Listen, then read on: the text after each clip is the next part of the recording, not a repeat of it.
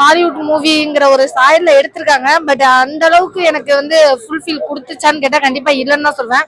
ஏன்னா ஸ்டார்ட் பண்ணும்போது வந்து லூசிஃபர் அப்படிங்கிற ஒருத்தவங்க வந்து டோட்டலா இந்தியாவில் இருக்க எல்லாருமே கைப்பற்ற மாதிரி காட்டுறாங்க. அவர் அதாவது கதை வந்து ஓகே தான். ஏன்னா 3ஆம் உலக போர்லாம் முடிஞ்சு டோட்டல் உலகத்தையுமே ஒருத்தன் கைப்பற்றி டோட்டலா வந்து ஒரு டார்க் அப்படின்னு சொல்லிட்டு ஒரு உலகத்தையே உருவாக்கலாம் அப்படிங்கிற மாதிரி காட்டுறாங்க. நீங்க அது எல்லாமே ஓகே, பட் எதுவுமே தெளிவில்லையோ அப்படிங்கிற மாதிரி இருந்தது. டப்பு டப்பு டப்பு டப்புன்னு முடிஞ்சது. ஒரு நம்ம நாட்டுல இருக்கக்கூடிய மிகப்பெரிய சேட்டலைட்டை வந்து ஒருத்தன் ஹேக் பண்ணி 5 செகண்ட்ல முடிச்சிடாங்கிற மாதிரி ஒரு வாய்ஸ்ல வருது. ஆனா அது எப்படி உள்ள போனா, எந்த மாதிரி போனா, அவ்வளோ பாதுகாப்பற்ற நாடாவா இருக்கு நம்ம நாடு இல்லையே அப்படிங்கிற மாதிரி எனக்குள்ள ஒரு ஃபீல். கடைசியா வந்து ஒரே ஒரு அதாவது ஹீரோ தான் ஏஜ், அவர் தான் போய் வந்து அவ்வளவு பெரிய விஷயத்த வந்து ஈஸியா அசால்ட்டா முடிச்சிட்டாரு அப்படிங்கிற மாதிரி காட்டுறாங்க. படம் பார்த்துட்டு வரேன். படம் பார்க்கும்போது எனக்கு ஒன்னே தோணுச்சு. என்னோட படம் திரையின் மறுபக்கத்துல ஒரு சீன் வச்சிருப்பாங்க. ஒரு டைரக்டர் வந்து ஒரு 8 ஹாலிவுட் படம் டிவிடி எடுத்துட்டு ஒவ்வொன்றையும் 4-5 சீன் வந்து பிரிச்சு ஒரு கதையா பண்ணிட்டு வான்னு ஒரு ரைட்டர் கொடுப்பாரு. அந்த மாதிரி இந்த படம் பார்க்கும்போது ஒவ்வொன்றுமே பாத்தீங்கன்னா ஒரு பிட்டா போற மாதிரி ஒரு கோர்வையா இல்ல, ஒரு ஹாலிவுட் ஸ்டைல்ல படம் வந்து ட்ரை பண்ணிருக்காங்க. பட் என்னன்னா அந்த ஹாலிவுட் பிளேவர் இந்த படத்துல ஃபுல்லாவே இருக்குது. பட் என்னன்னா ஒரு கதையா வந்து நம்மளுக்கு ஆடியன்ஸ்க்கு கன்வே ஆகல. கதை பேசிக்க அப்படின்னா 2037 வந்து தேர்ட் வேர்ல்ட் வார் நடக்குது. அதுக்கப்புறம் லூசிஃபர் ஒருத்தன் வந்து உலகத்தை ஃபுல்லா ஆக்கிரமிச்சிட்டு இருக்கான். அதுல இந்தியாவை ஆக்கிரமிக்கணும்னு ட்ரை பண்ணிட்டு இருக்கான். இது வந்து 2047 வந்து அவன் பண்ணிட்டு இருக்கான். அவன் வந்து மால்கம் சொல்லிட்டு ஒருத்தனுக்கு கீழே வந்து செயல்படுறான். ஸோ இதை பேஸ் பண்ணி தான் ஸ்டோரி எப்படி இந்தியா வந்து அதை எதிர்க்கிறாங்கன்னு சொல்லிட்டு நல்லா இருக்கு. இந்திய ராணுவம் வேற நாட்டு ராணுவம் சண்டை போடுறாங்க. நம்ம ராணுவம் கடைசியில் ஜெயிக்குது. அவங்க நம்ம தாக்க வராங்க. நம்ம எல்லாம் பக்காவா ரெடி பண்ணி அவங்கள காலி பண்ணிடுறோம். அவ்வளவுதான். படம் நல்லா இருக்கு. ஆக்டிங் நல்லா இளமையாகிறாரு, நல்லா நடிச்சுக்கிறாரு. ரொமான்சிங்லாம் எதுவும் இல்லை, நார்மலா தான் இருக்கு. ரொம்ப எல்லாம் சொல்ற மாதிரி இல்ல, நார்மலா இருக்கு. ஆக்ஷன் நல்லா இருக்கு. கிளைமேக்ஸ் நல்லா இருக்குது. ஃபைனல் நம்ம ராணுவ படம் தான் அது. படம் பார்த்துட்டேன் ப்ரோ. படம் நல்லா இருக்கு. நல்லா சூப்பராக நடிச்சிருக்காப்புல. அவரோட 50வது படம் நினைக்கிறேன். நல்லா சூப்பராக ஆக்ஷனும் நல்லா இருக்குது. லாஸ்ட்ல வந்து அந்த ரெட் ஃப்ளவர் சொல்லிட்டு ஒரு மிஷின் போட்டு அச்சு தூள் கலப்பிருக்காங்க. இந்தியன் ஆர்மிக்கு வந்து நல்ல ஒரு இதுவாக இருக்கும். இது போய் நீங்கள் எல்லாருமே போய் பார்க்கலாம். படம் ஃபேமிலியாக போய் எல்லாரும் பார்க்கலாம். மியூசிக் எல்லாம் இப்போ ட்ரெண்டுக்கு ஏற்ற மாதிரி கொடுத்துருக்காங்க. ஒன்றும் பிரச்சனை இல்லை, நல்லா சூப்பராக இருக்கும். ரொமான்ஸ் கொஞ்சம் லைட்டாக இருக்கு. டபுள் ஆக்டிங் இவரோட ஃபர்ஸ்ட் படம். நல்லா சூப்பராக நடிச்சிருக்காப்புல. டபுள் ஆக்டிங் சூப்பராக. அந்த ஒரு கேரக்டர் கரெக்டாக பஞ்சிங், அந்த சீன்ஸ், அந்த அதுக்கேற்ற கேரக்டர்ஸ் எல்லாமே பர்ஃபெக்டா இருக்கு. சூப்பரா இருக்கு சார். பாட்டும் எடுத்தா இன்னும் சூப்பரா இருக்கும். நம்ம இந்தியால இருக்கிற அந்த இதை பத்தி நமக்கு எதுவுமே தெரியாது. பட் இவங்க அதை நல்லாவே எடுத்து சொல்லியிருக்காங்க. செகண்ட் பார்ட் எடுத்து இதை பத்தி இன்னும் நல்லா சொல்லணும்னு என்னுடைய அட்வைஸ். சூப்பரா இருந்தது சார். ரொம்ப நாள் கழிச்சு ரொம்ப ஃபாஸ்டா ஒரு ஆக்டிவா சூப்பரா நடிச்சிருக்காரு. கண்டிப்பா பார்க்கலாம். அதுவும் இன்னும் படிச்சவங்க எல்லாம் பார்த்தாங்கன்னா இன்னும் நல்லாவே இருக்கும். சூப்பரா இருக்கு. நல்லா இருக்கு. வந்து இந்த அளவுக்கு எஃபெக்ட் போட்டு நடிச்சுக்கிறானா அது இது வந்து இந்த படம் வந்து அஜித் மாதிரிலாம் நடிச்சா இன்னும் வேற லெவல்ல தான் ஆயிருக்கும். கண்டிப்பா வந்து பாராட்டப்பட்டிருப்பாங்க.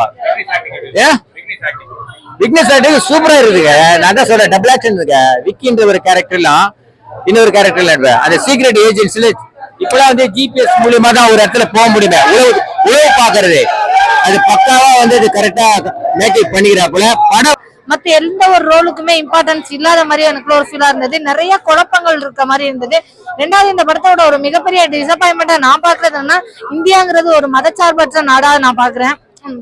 இப்ப வர படங்கள் எல்லாமே அந்த மாதிரி கொண்டுட்டு வர மாட்டேங்காங்களோ அப்படிங்கிற மாதிரி எனக்கு ஒரு ஃபீலா இருக்கு. ஏன் இந்த படத்தை வந்து இந்த அளவுக்கு எல்லா படத்துலயுமே ஒரு மதத்தை வந்து இம்பார்ட்டன்டா காட்டாம இருக்கிறதா சினிமாங்கிறது என்னோட இது. அதுல வந்து எனக்கு இதுல ஒரு டிசப்பாயின்மெண்ட் இருக்கு. ஏன்னா ஒரு சீன்ல வந்து ஹீரோ நல்லா நடிச்சிருக்காரு. உண்மையிலேயே சொல்லணும்னா டபுள் ஆக்ஷன் ரோல் அவரு, வில்லனும் அவரேங்கிற மாதிரி காட்டுறாங்க ஒரு சில இடத்துல ஹீரோங்கிற மாதிரி காட்டுறாங்க. அது கொஞ்சம் குழப்பமா இருக்கிற மாதிரி இருக்கு ஸ்கிரீன்ல பார்க்கும்போது. ஏன்னா 2 பேரும் ஒரே மாதிரி டிப் டூவா இருக்கிற மாதிரி, சின்ன ஹேர் ஸ்டைல் மாத்தினா முடிஞ்சு போச்சா, வடிவேல்ல மறு வச்சுட்டு வந்தா கண்டுபிடிக்க முடியாது அப்படிங்கிற மாதிரி, அந்த மாதிரி 2 பேரும் ஒரே மாதிரி இருக்கிற மாதிரி எனக்குள்ள ஒரு ஃபீலா இருந்தது. ஹெவி ரொமான்ஸ் இல்ல, அது பிட்டு சீன் தான். ஓப்பனா சொல்லணும்னா ரொமான்ஸ் எல்லாம் சொல்லாதீங்க சார், பிட்டு சீன் தான். அது ரொம்ப ஹெவியா இருக்கு.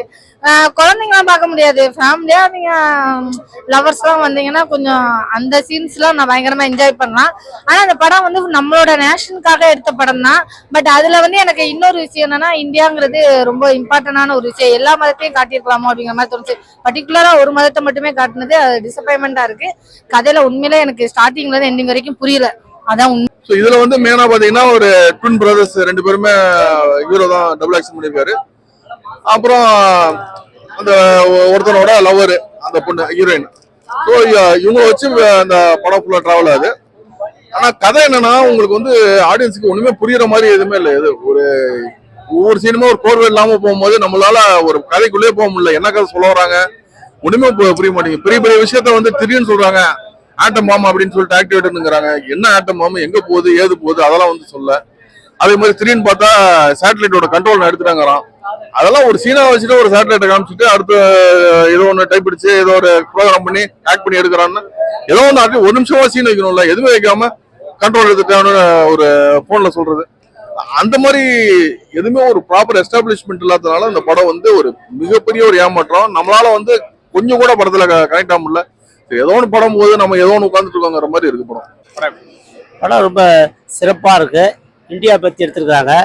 ரெட் ஃப்ளோர்ன்றதுக்கு நம்ம இந்தியாவுக்கு வந்து அவங்க ஆப்போசிட்டாக பேசும்போது ரெட் ஃப்ளோரை வச்சு நம்மளால் வந்து இந்தியாவை ஜெயிக்க முடியுறது ஒரு பெரிய உதாரணமாக இருக்குது. படம் வந்து பெரிய ஒரு வெற்றி படமாக அமையும் என்று நாங்கள் நம்புகிறோம். படம் நல்லா டபுள் ஆக்ஷன் நல்லா, அவருடைய எல்லா கேரக்டருமே அற்புதமாக தான் இருக்குது. டபுள் ஆக்ஷன் இதெல்லாம் எடுத்திருக்காரு. லியோ படம் மாதிரி இதுல வந்து சிறப்பாக தான் எடுத்திருக்காரு. நல்லா நடிச்சிருக்காரு. நடிப்புகள்லாம் ரொம்ப வரவேற்பு கூடிய ஒரு படம். எல்லா ஆக்டிங்கும் நல்லா நடிச்சிருக்காங்க. நம்ம நாசர் சார், ஒரு மகேந்திர சார் எல்லாமே நல்லா நடிச்சிருக்காங்க. படம் ஹிட்டாகும். அது அந்த லவ் ஸ்டோரி கொஞ்சம் இருக்கிறதுனால சொல்றாங்க. அது இருக்கிற காலகட்டம் அதெல்லாம் இருந்தாலும் மக்கள் வந்து படம் பார்க்கும். அதுதான் அவங்க எடுத்திருக்காங்க. நல்லா இருக்கு. எல்லாமே ஒரு ஹிந்தி படம் எப்படி இருக்கும், ஹிந்தி படம் எப்படி இருக்கும், ஹாலிவுட் படம் அது போல ஒரு ரேஞ்சில் தான் படம் எடுத்துருக்காங்க. பார்க்கறதுக்கு வந்து பார்க்கலாம் படம்லாம் பார்க்குற ஒரு கெப்பாசிட்டி தான் இருக்கு. சிறப்பு படம்.